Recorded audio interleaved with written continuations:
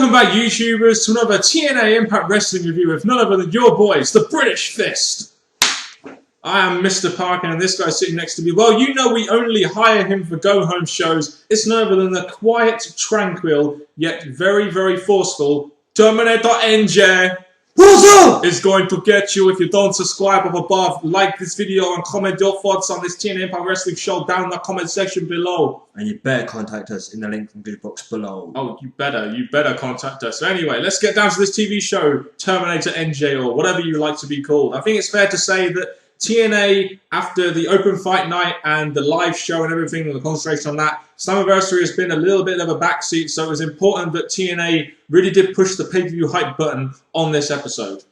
The thing about this is that it's not just one of the biggest pay-per-views. There's more coming up. With open fight night taking place, it's going to affect other ones too. So maybe bring this in, as much as it's a good idea, because it has special things in it, like tile matches, hype up new wrestlers. It's also affecting pay-per-views, and this is an example of the first one that it's affecting in a bad way. Yeah, and it's a shame that it affected such a big pay-per-view in Slammiversary, which is the 10-year anniversary. I like the idea of going live. I kind of like the idea of open fight night, but it has affected the build to this, what is somewhat of a massive pay-per-view and a massive iconic time for TNA right now.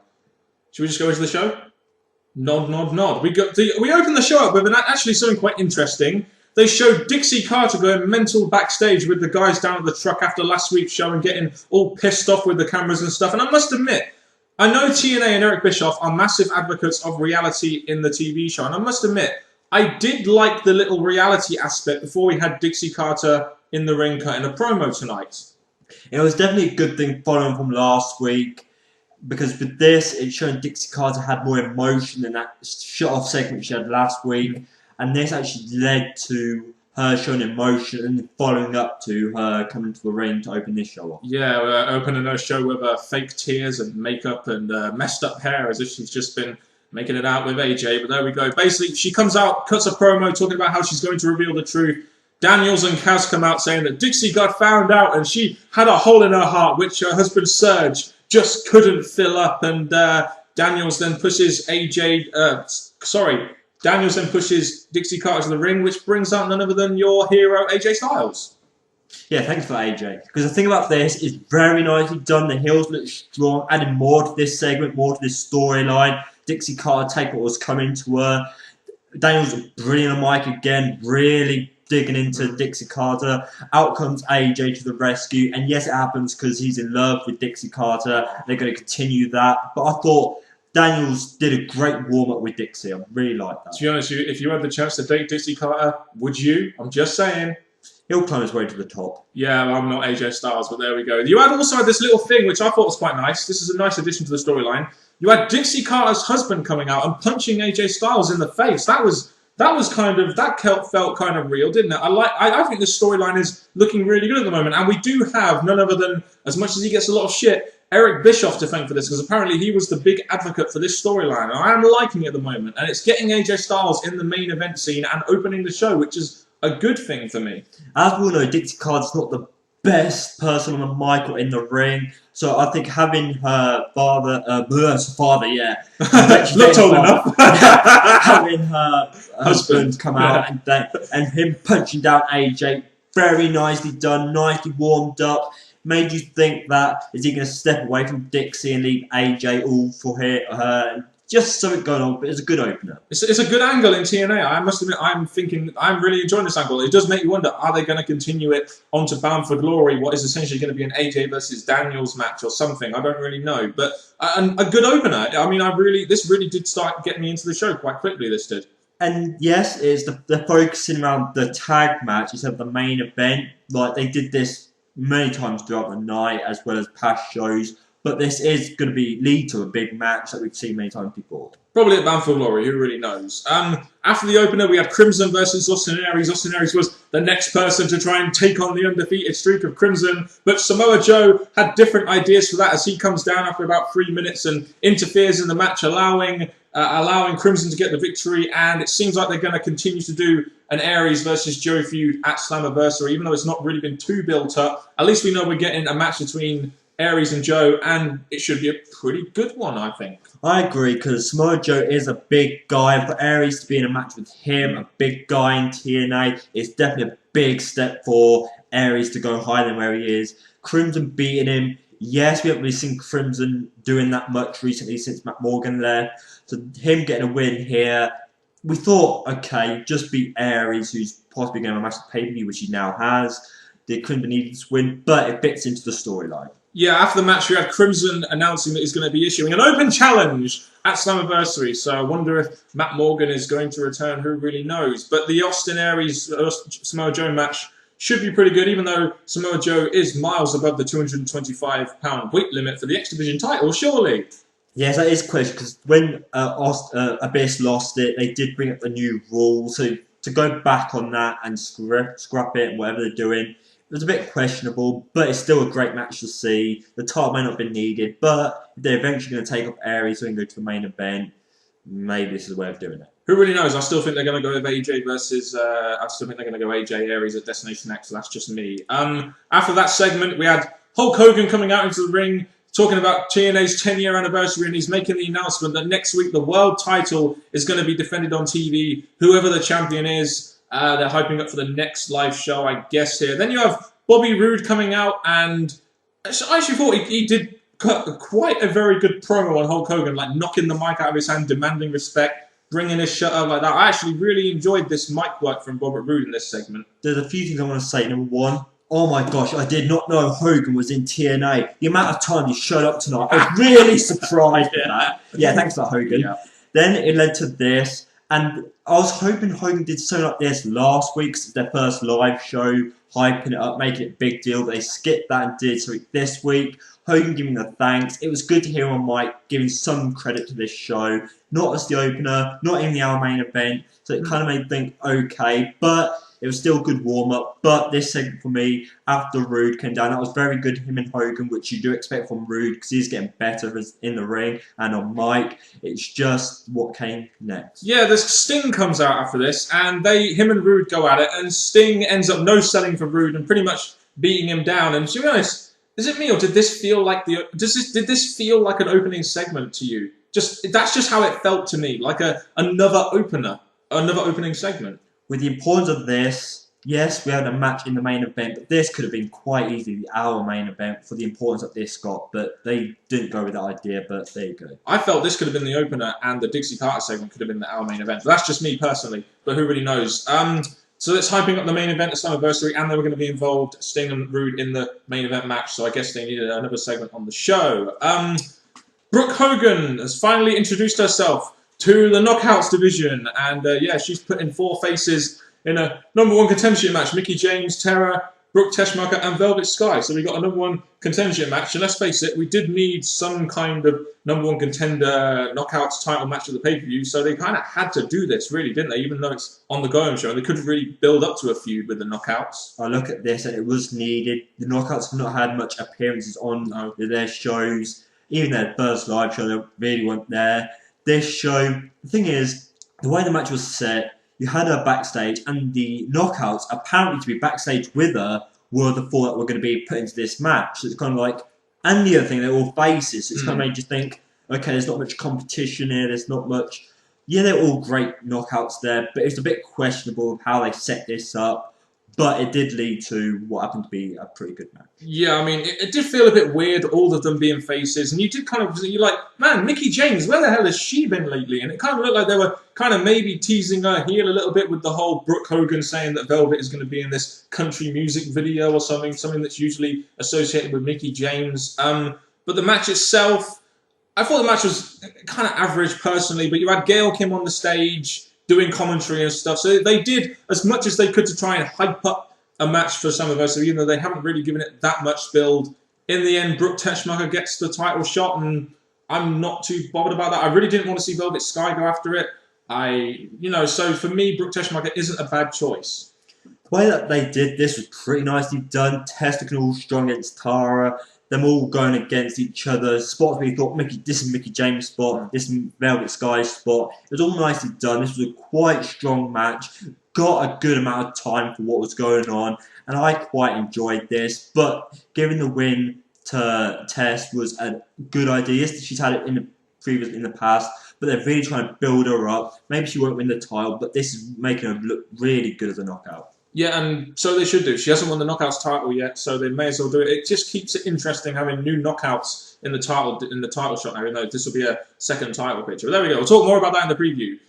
In the our main event segment, we had a Bully Ray and Joseph Park contract signing, and this was a very interesting segment. Excuse me as I sneeze, MJ. Would you like to talk about this segment? Oh yes, this segment. Bam! It was there, in your face. Bully Ray really hyping us up. Very nicely done. To cut the story short, there's a contract there. After bringing him down, he tears it up. Says, no, I'm not doing this. It's a TNA contract. I'm giving you my one. And no surprise there. He wants a no-hold barred. Awesomeness. Yes! Yeah, he wanted a match which kind of relieved him of all liability for anything good. So it's pretty much going to be a no-holds-barred match, I guess you could say, at the pay-per-view. But the interesting thing was you had Joseph Park refusing to sign. Bully Ray spits in his face, and then all of a sudden, you have Abyss appearing on the Titantron saying, Bully Ray, do I look dead to you? So you realise now that Abyss is going to have some involvement at Slammiversary, and this needed to be done to give this storyline some interest, because a Bully Ray versus Joseph Park match wouldn't have been that good. Now we know that Abyss is going to be there. It should make the match a little bit more interesting, and this being a main angle on TNA at the moment, it will make it semi-interesting going into the pay-per-view now as a match.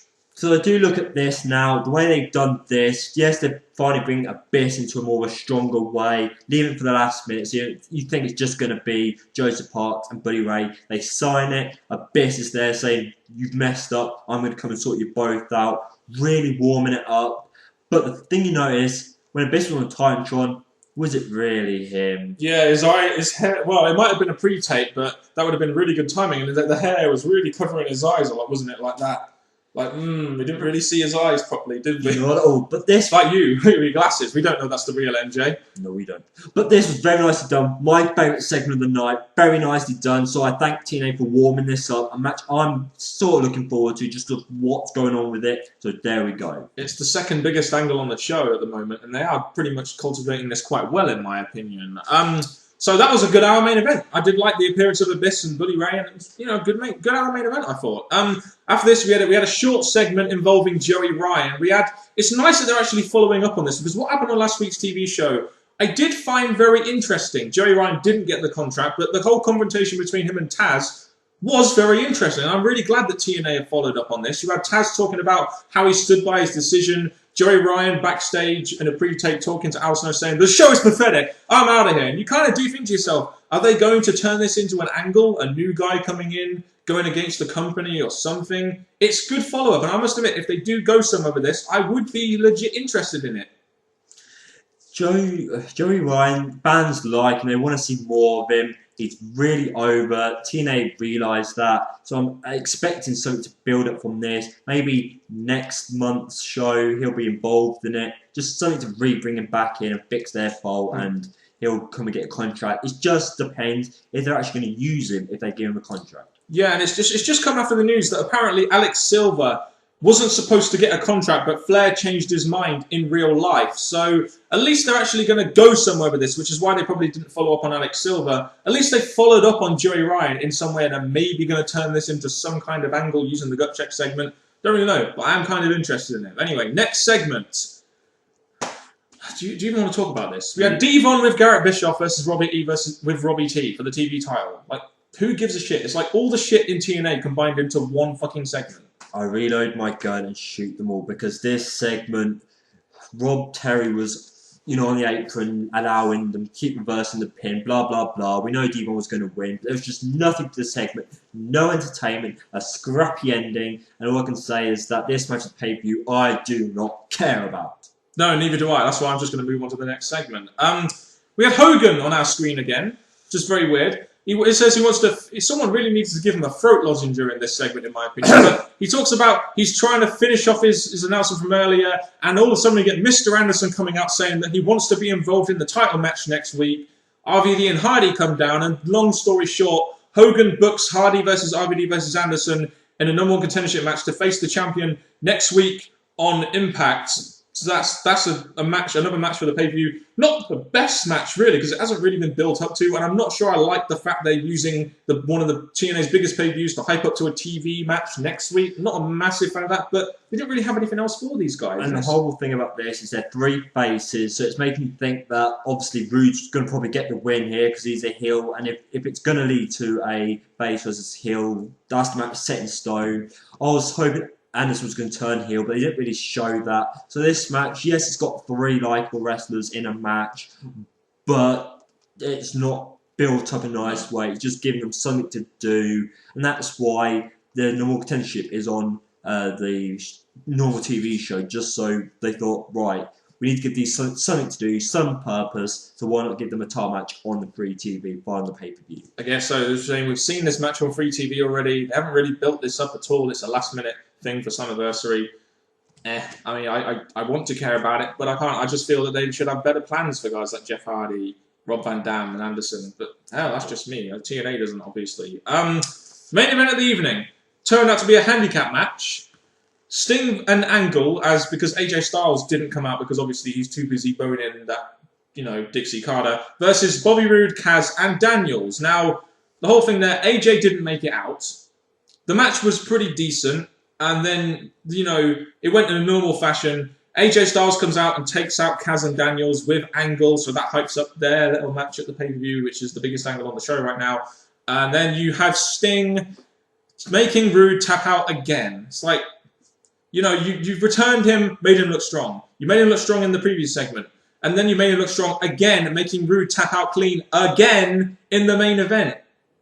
Whatever happened to trying to get your heel heat and stuff? It kind of seems like it's blowing out the window when Sting is in the fucking title picture. The thing is, we have Roode bring up his power, say he's the longest reigning champion, all that, and the weeks following, things seem to go really bad for him. I'm thinking, just because Sting's back, you don't need to do this to your world champion. You don't need to make him look bad. Yeah, you got to make Sting look good. Well, we know Sting's good. We know he's the man. We know fans love him. But Roode's the guy. We need to build it looking strong, ready for Sting in a future Storm. Yeah. And they're not. I believe that he's still going to win at the pay-per-view. But from this, I'm just thinking, what have you done to get us behind or wanting to see Roode in this match? Yeah, I was very surprised they made Roode tap out. I thought with Sting looking strong quite a lot, they'd at least go into the pay-per-view with Roode looking strong as the heel, getting some legit heat, blah, blah. But they didn't do that. And that was, to me, a very disappointing way to end the show, even though the match was pretty decent. A lot of it happened during